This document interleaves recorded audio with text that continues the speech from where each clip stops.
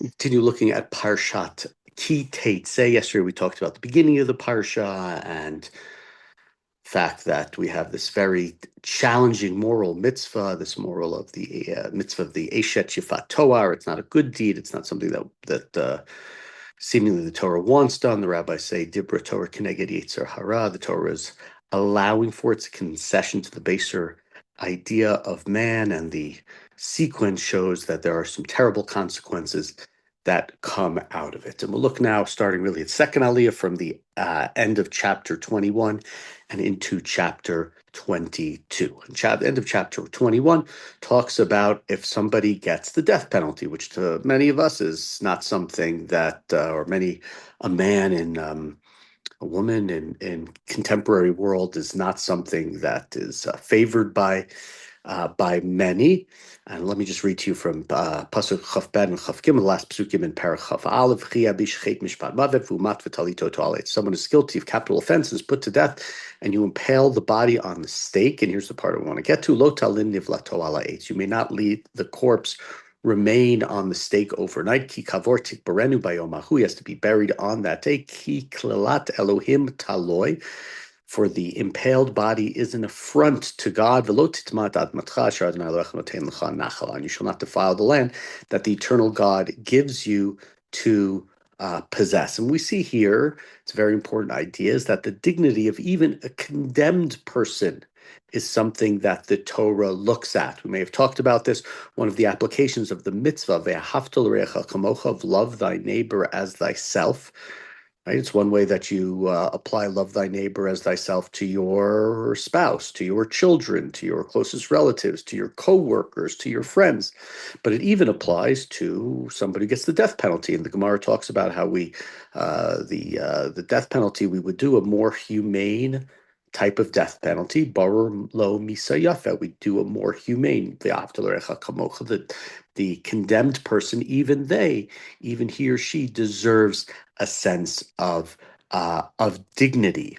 And Rashi here, following the Gemara, talks about that it's a degradation to the king because man is made in the image of God. The hanging body is a bizayon; it's an affront.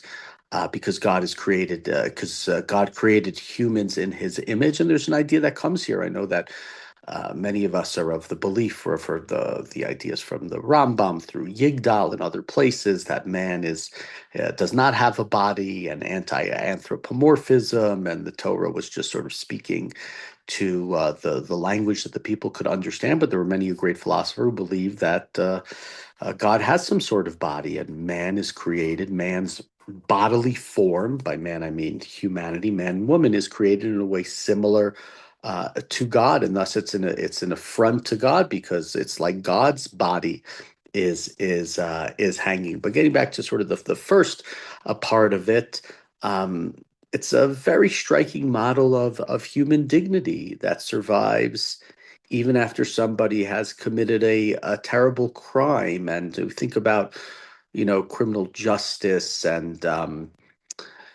questions, is punishment something that's about vengeance, or is it about preserving human dignity? Are we right? This guy's being sent to prison, a death penalty. Is that to punish the person, or is that to, unfortunately, to warn other people a consequence of the action?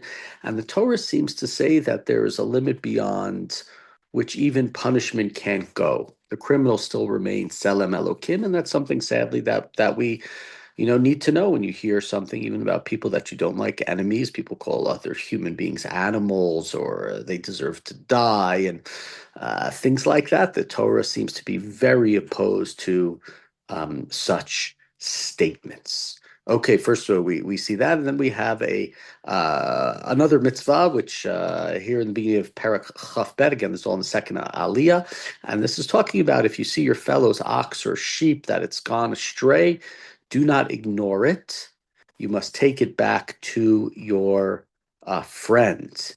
And if you're right, and if the fellow whose ox it is doesn't live near you, you don't know who the owner is, you bring it home and it stays with you until right? You can give it back to the person, and it says you should do that for his donkey and for his clothing and for anything else that is lost. You cannot hide away. And to look at these psukim, a few different things. Torah doesn't merely prohibit stealing somebody's animal; it says that you have to return it. The obligation applies even when the owner isn't immediately identifiable. And the Gemara talks about the mitzvah of Hashavat Avedah here and from other places in the Torah, back in Parshat Mishpatim, returning of lost property. And right, it creates responsibility. You have to try, and obviously there are differences then and now. Obviously, you can't easily always find somebody, but if you know somebody's name today, it's a lot easier today more than it ever has been to communicate and to contrast it. But there's something I think that's even more impossible important about this. We probably talked about in the past at some point. We talked about the last the last Seinfeld, right? What does it say here? Lo tuchal lehitaleim. You cannot hide yourself. You can't pretend you didn't notice. Right? There are a lot of people whose philosophies are, as long as I don't harm others, then I'm okay. Then I'm a good person. I'm a decent person. I haven't wronged anybody. The Torah says that that is not enough. Torah demands of us to actually act, to do something. You can't just stand by idly, not just at the blood of your neighbor. It's not only a case where somebody's bleeding and dying and you pretend that you don't see it, but in other cases as well. You are not allowed to pretend. I'm sure once in everybody's life we saw somebody maybe we didn't want to talk to across the street for us, and we pretend we didn't see them. Okay, that's fine. But if you see something that's lost, somebody that's damaged, somebody you can't pretend not to see. Now, you can't help everybody. You can't necessarily give charity to every person who looks homeless on the street, but you can't pretend that nothing bad is happening, right? Just think about, like, I don't know, my kids are about to go back to school, children being bullied, somebody who's being treated unfairly at work, just general homelessness, misinformation. We can't just hide ourselves. Now, we not obligated to fix all of the problems, but we have to move away from this. I would call it this ethic, or a lack of ethic of looking away. Our ethic has to be to not look away. We can't solve all the problems, but even bringing them to light, letting other people know about them, even if I can't solve them, will help to bring them into light and be solved. That's a very, I think, important idea in the Torah. Lo tuchal lehitaleim. You cannot hide away. You cannot pretend. It's not enough to do nothing. You have to do something. Okay, so we continue here, and right, we sort of continue with the same sort of idea, and it says in Pasuk Dal, Lo teret chamor achicho shoro noflim baderech v'talamta mehem. If you see your fellow Israelite's donkey or ox fallen on the road, again, you cannot ignore it. You can't pretend that you don't see it. Hakem takim imo. You must raise it together with it, and right, the Torah repeats the command, but it's more about here the animal that's falling. And the Gemara develops this and other pieces into a very important principle in Jewish life, tsar ba'alei chayim, about the prohibition of causing unnecessary pain and suffering to animals. And of course, this is about an animal, but it's also a law about helping another person with his burden, right? This is talking about specifically the donkey that's fallen, but you can extrapolate to any general idea. If somebody is burdened by something, whatever it might be, and again, none of us are commanded. We don't believe that any of us can solve the world's problems, or even maybe the problems of a suffering individual, all of their problems, but we can't look away, and we have to help them fix this problem. It's very interesting language, right? Hakem, takim, imo. You must raise it together.